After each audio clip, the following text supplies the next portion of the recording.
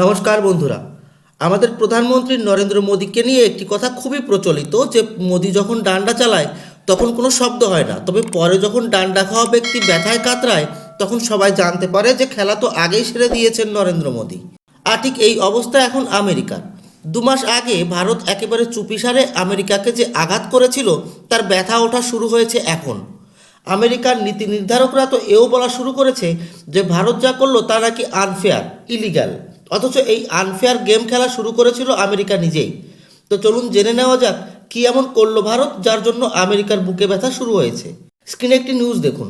মার্কিন সিনেটররা ডোনাল্ড ট্রাম্পকে চিঠি লিখে অনুরোধ জানিয়েছেন যে ট্রাম্প যেন প্রধানমন্ত্রী নরেন্দ্র মোদীর সাথে কথা বলে আমেরিকি ডাল জাতীয় ফসলের ওপর চাপানো ট্যারিফ কম করে। এখন প্রশ্ন হলো, ভারত আবার কবে আমেরিকার ওপর ট্যারিফ লাগালো? আমেরিকা নিজেই তো যেখানে জায়গা পাচ্ছে সেখানেই ট্যারিফ লাগিয়ে দিচ্ছে। তো আপনাদের জানিয়ে দিই, ভারত গত বছরের 30 অক্টোবরে হলুদ মটরের উপর চুপচাপ 30% ট্যারিফ লাগিয়েছিল, যা নভেম্বরের 1 তারিখ থেকে কার্যকরী হয়েছিল। ওই সময় মিডিয়ায় এই খবর একেবারেই পাবলিক হয়নি, কিন্তু ওই 30% ট্যারিফের ফলে সবচেয়ে বেশি ক্ষতিগ্রস্ত হয় আমেরিকি কৃষক। কারণ আমরা ভারতীয়রাই তো সবচেয়ে বেশি ডাল খেয়ে থাকি। ভারতই হলো বিশ্বের সবচেয়ে বড় ডাল কনজিউমার মার্কেট। আর সবচেয়ে বড় ডালের মার্কেট যদি আমেরিকার হাতছাড়া হয় তাহলে ব্যথা হওয়াটাই তো স্বাভাবিক। আসলে আমেরিকার 2টি প্রদেশ মন্টানা এবং নর্থ ডাকোটায় ডাল জাতীয় ফসল খুবই বেশি মাত্রায় হয়, আর এখানকার কৃষকরা ভালো ইনকাম করত ভারতের ডাল এক্সপোর্ট করে। কিন্তু গত 2 মাসে আমেরিকি ডালের উপর 30% ট্যারিফ লাগার ফলে এখানকার কৃষকদের ফসল ঠিকমতো বিক্রি হচ্ছে না। আর কৃষকদের এই দুর্দশা দেখে এই 2 প্রদেশের সিনেটর, একজন স্টিভ ডেইন্স এবং অন্যজন কেভিন ক্র্যামার, ট্রাম্পকে চিঠি লিখেছেন। এই 2 সিনেটর ট্রাম্পকে বলেছেন ট্রাম্প যেন প্রধানমন্ত্রী মোদীর সাথে কথা বলে এই ট্যারিফ সরিয়ে দেয়।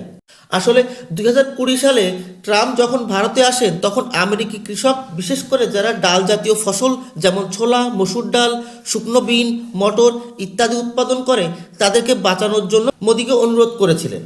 ওই সময়ে ট্রাম্প এবং মোদির মধ্যে ভালো সম্পর্ক থাকার কারণে ভারত আমেরিকি ডাল উৎপাদনকারী কৃষকদের আর্থিক উন্নতির জন্য নিজের মার্কেট কোনো প্রকার ট্যারিফ ছাড়াই ওপেন করে দেয়।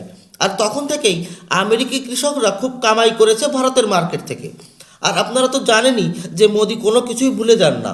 হয়তোবা মোদির মনে পড়ে গেছে যে 5 বছর আগে যে সুবিধা আমেরিকাকে দেওয়া হয়েছিল তা খতম করার সময় এসে গেছে। কারণ ট্রাম্প নিজেই ভারতীয় পণ্যের উপর এক্সট্রা ট্যারিফ লাগিয়েছেন, আর ভারত এর শোধ নিল খুবই সাইলেন্টলি এবং ইফেক্টিভ ওয়েতে। প্রথমত, ভারত যখন এই 30% ট্যারিফ লাগিয়েছে তখন ট্রাম্পের মতো মিডিয়ার সামনে এসে লম্বা চওড়ার নাটক করেনি। দ্বিতীয়ত, ভারত কখনোই বলেনি যে এই ট্যারিফ শুধু আমেরিকার ওপরই লাগানো হচ্ছে। আসলে বাইরের দেশ থেকে এক্সপোর্ট হওয়া সব ধরনের ডাল জাতীয় পণ্যের উপর এই ট্যারিফ লাগানো হয়েছে, যাতে করে আমাদের দেশের কৃষকদের উৎপাদিত পণ্য বেশি বিক্রি হয়। তবে এই ট্যারিফের ফলে সবচেয়ে বেশি ক্ষতি হচ্ছে আমেরিকার, কারণ এই সেক্টরে ভারতীয় মার্কেটে এক্সপোর্টার দেশের সূচিতে আমেরিকাই সবচেয়ে ওপরে রয়েছে। অর্থাৎ অ্যাকশন নেওয়া হয়েছে সারা বিশ্বের ওপর, কিন্তু ব্যথা পেয়েছে আমেরিকা। আর এই ব্যথা এতটাই অসহনীয় যে এরা এখন আধা পাগলের মতো কথাবার্তা বলছে। এরা বলছে যে ভারত যে ট্যারিফ লাগিয়েছে এটি নাকি অবৈধ। এবার ভাবুন, আমেরিকা যে 50% ট্যারিফ লাগিয়েছে ভারতীয় পণ্যের ওপর, তা কি বৈধ ছিল? যাই হোক, আমেরিকা ঢাকঢোল পিটিয়ে যে ট্যারিফ লাগিয়েছিল ভারতের উপর, তাতে ভারতের তেমন কোনো রেসপন্স ছিল না। আমাদের ক্ষতি তো হচ্ছে, কিন্তু আমরা কান্নাকাটি করে বেড়াইনি। কিন্তু উল্টো যখন ভারত ট্যারিফ লাগিয়েছে তখন আমেরিকায় মাতম শুরু হয়ে গেছে। আর এটি হলো সুপার পাওয়ার আমেরিকার দ্বিচারিত্রিক বৈশিষ্ট্য। আপনাদের অবশ্যই মনে আছে, ডোনাল্ড ট্রাম্পের এক মন্ত্রী বলেছিল যে আমেরিকা ভারতকে এমনভাবে চেপে ধরবে যে 2 মাসের ভেতরেই ভারত আমেরিকার সামনে ছুটে আসবে আলোচনার টেবিলে বসতে, আমেরিকার শর্ত মানতে। তবে তা তো হলোই না, বরং 30% ট্যারিফ লাগাতেই আমেরিকার সিনেটররা ট্রাম্পকে বলছে যে ট্রাম্প যেন মোদির সামনে আলোচনার টেবিলে বসে ট্যারিফের বিষয়টি সলভ করে নেয়। তো এই হলো সেকেন্ড হ্যান্ড নোবেল শান্তি পুরস্কার পাওয়া ডোনাল্ড ট্রাম্পের দশা। ধন্যবাদ। জয় হিন্দ।